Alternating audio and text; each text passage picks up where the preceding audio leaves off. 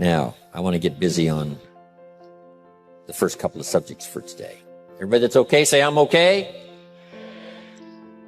Here's the first subject that I've found so interesting. I want to share it with you. Then I want to talk about personal development, the subject that I started listening to age 25 that revolutionized my whole life, from my mentor, Mr. Earl Schoaf.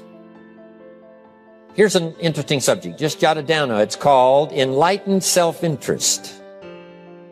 Enlightened self-interest. It's a fascinating study to study the idea of self-interest. But just make this note, all of us, have self-interest.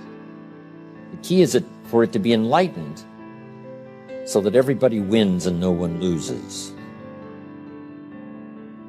Our first interest is to survive.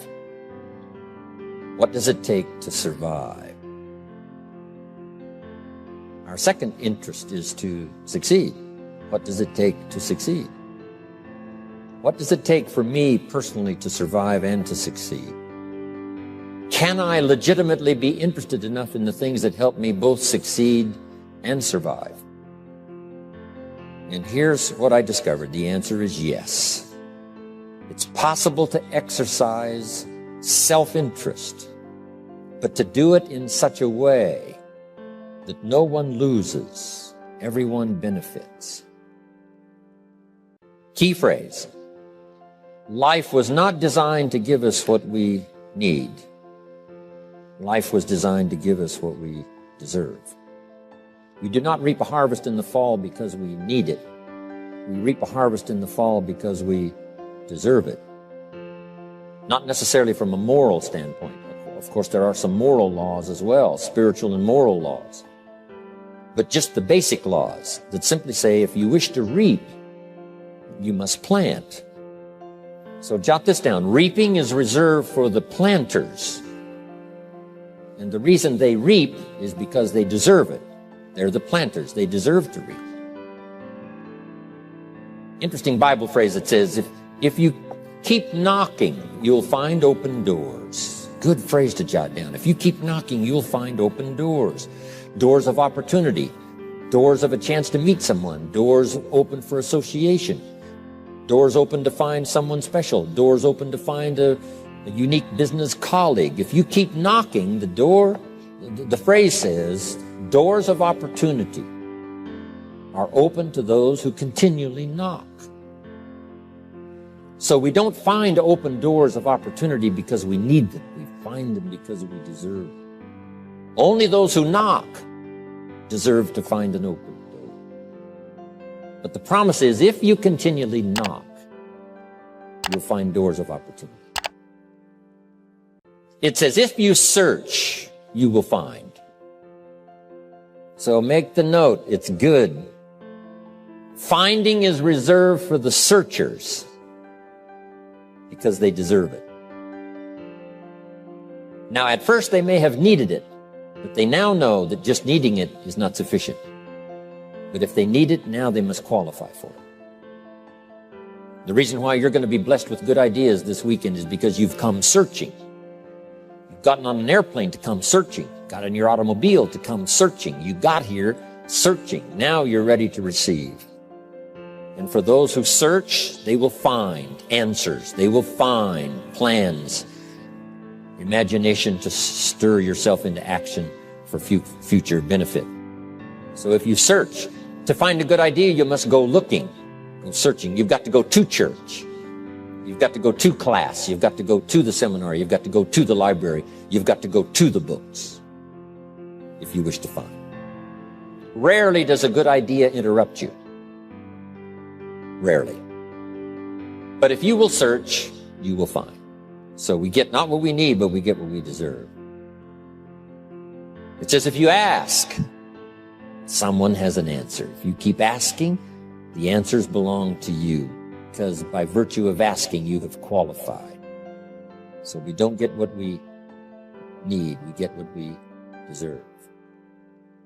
The mother on welfare should be taught in some small manner that hopefully she can begin deserving the welfare check. Not getting it because she needs it, but now starting to get it because she deserves it.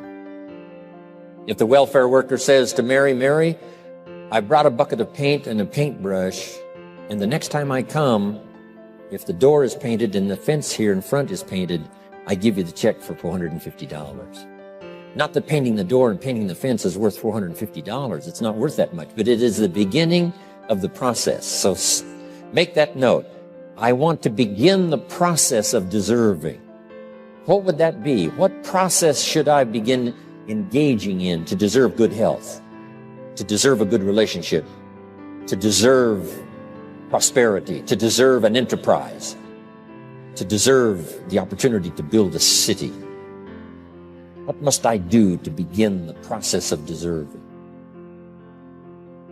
So now the welfare worker comes back and the door is painted and the fence is painted, and now Mary gets the $450 to help take care of her children, not because she needs it, but because she's beginning to deserve it. Then the welfare worker thinks of some other project.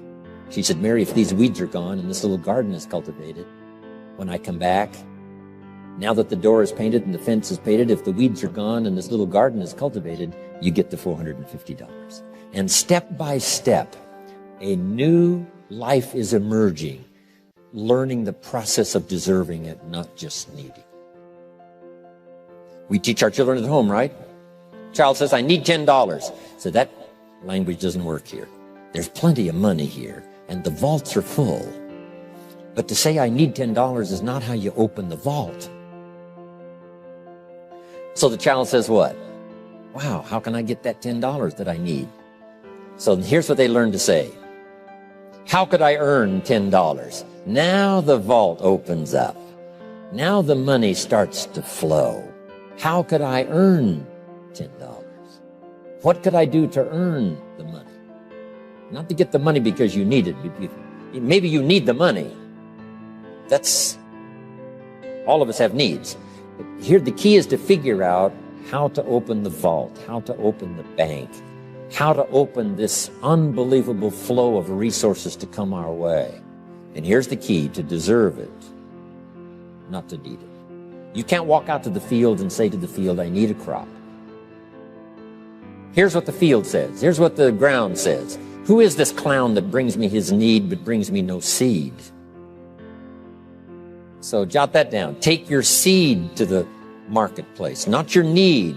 Don't disclose your need to the marketplace, only your willingness. We'll talk about that a little later today. Because the marketplace is not interested in your need, but they are interested in your seed. They're interested in your willingness to work. They're interested in your disciplines. They're interested in your eagerness. They're interested in your vitality and your work ethic. That's what the marketplace is interested in. Not your need, but your seed. We get what we deserve.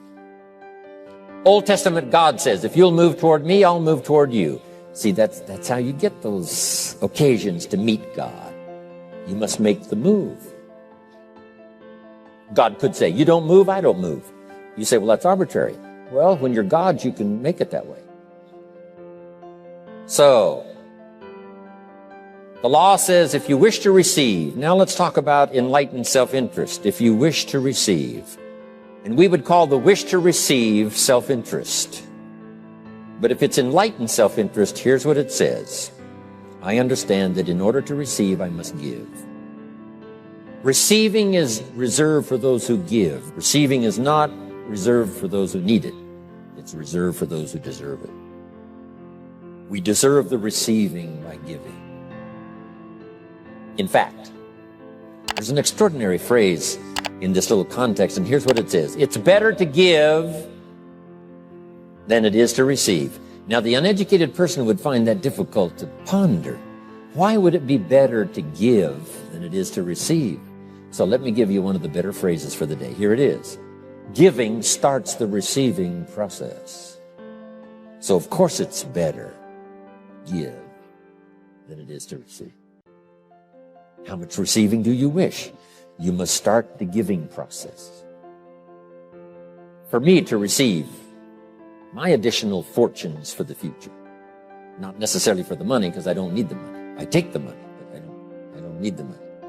But here's what I do need. For someone to say a year from now, 5 years from now, Mr. Rohn, that seminar helped to change my life.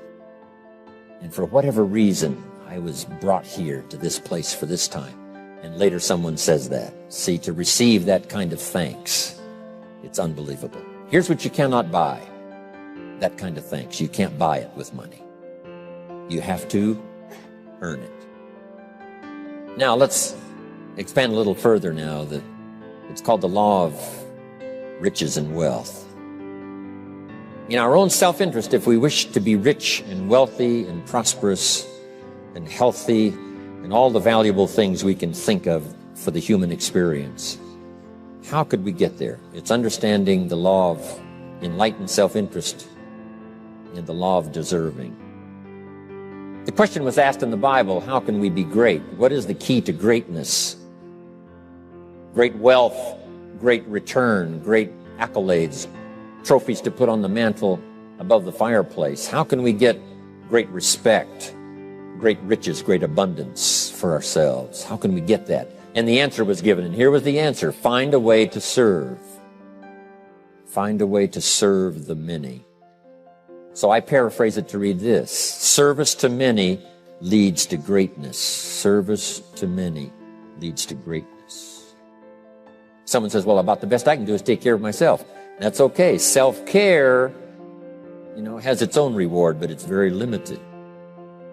Somebody says, I can't be worried about other people's problems. I got enough problems of my own. That's okay. Self-defense is okay. Self-preservation is okay, but it has a very limited reward. If you wish to change that into abundance and prosperity and uniqueness, then here's what you must do. Help solve other people's problems. Help find answers for someone else, not just for yourself, but for someone else. And in that kind of service, you now begin the process of greatness. Someone asked the question, how can I be ruler over many? How could I manage a lot of people? How could I be the leader of a vast movement or enterprise? Here was the answer. Nothing wrong with that wish. We call that self-interest of the highest kind. Wishing to be the manager, the ruler, wishing to be presiding over many people. Here was the answer. Be faithful when the amounts are small. Be faithful when there's just a few. Be disciplined when there's only a few. That starts to entitle you to someday be ruler over many. You say, well, if I had a big organization, I'd really run it with a strong hand and I'd be a fabulous leader. But I've only got a few and I don't know where they are. See, that's not going to work. If you wish to preside over riches, you must start when the amounts are small. Someone says, oh, if I had a fortune, I'd really take good care of it, but I've only got a paycheck, I don't know where it goes. See, not knowing where it goes disqualifies you now for presiding over the fortune. We've all heard that, right? I don't know where it all goes. Did you ever hear that expression? Oh, we'd love to have you run the company. You don't know where it all goes. Somebody says, it just gets away from me. Oh, we'd love to have you run the world, right? It just gets away from you. Somebody says, it's only pennies and it's only a few. Here's where you begin to qualify for abundance and riches and greatness and respect, is to be disciplined when the amounts are small. Someone finds it unique, right, that this many people would come and hear what I've got to say for a whole weekend. But this is not where I started. I started with just a few. But I was so on fire with the few, trying to translate for them in my awkward ways back then. What had happened to me? My life got changed, my income got changed, my health got changed, everything got changed for the better. And now I've lived the most extraordinary life. But it started with my passion for just a few, to translate for just the few. Someone says, well, there's just a few here. Does this meeting matter when there's only a few? And the answer is yes. Jot this down. You never know who's in the audience, whether it's a few or 1,000 or whatever. But you got to be faithful when there's just a few. Tell your story when there's just a few. Be just as passionate about ideas that can change someone's life when there's just a few. Now you begin. You're not fully qualified, but you begin the qualification to someday speak to many. Someday preside over a vast crowd. Someday be the manager or the leader of millions. It starts in those early days. To deserve it,